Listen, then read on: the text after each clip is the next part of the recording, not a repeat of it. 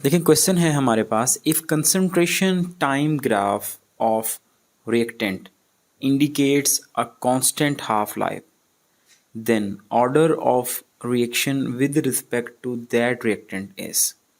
आपको order of reaction बताना है, ठीक है। हिंट मैंने यहाँ पर लिखा है कि हाफ लाइफ जो है वो कंसंट्रेशन के साथ इस तरह रिलेशन में होती है, और यहाँ पर जो n है ये आपको बताता है ऑर्डर ऑफ रिएक्शन, ठीक है।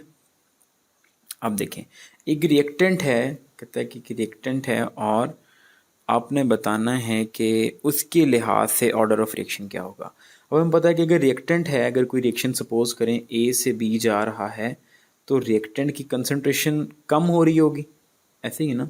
अगर हम ग्राफ बनाएं उसकी कंसंट्रेशन के दरमियान और टाइम के दरमियान, तो उसकी कंसंट्रेशन जो है वो कंटिन्यूसली कम हो रही होगी, तभी हमारे पास जो है वो रेट जो होता है रिएक्टेंट के लिहाज से वो स्लो डाउन होता है, क्योंकि उसकी कंसंट्रेशन कम हो रही होती है।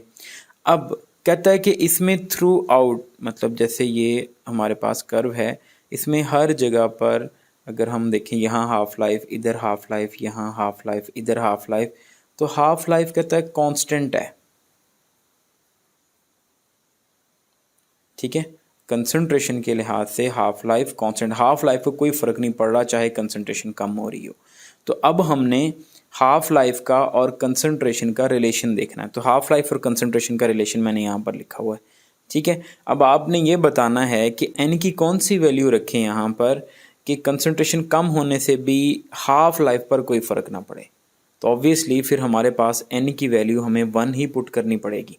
देखो, जब हम n की वैल्यू 1 पुट करेंगे, 1 - 1 0, इसका मतलब अब आपके पास जो कंसंट्रेशन है वो डिपेंड नहीं कर रही हाफ लाइफ पर, मतलब जैसे आप कंसंट्रेशन कम कर रहे हैं हाफ लाइफ को कोई फ़र्क नहीं पड़ रहा। तो इसके लिए आपने n की कौन सी वैल्यू पुट की, 1, इसका मतलब ये हमारे पास होगा फर्स्ट ऑर्डर रिएक्शन।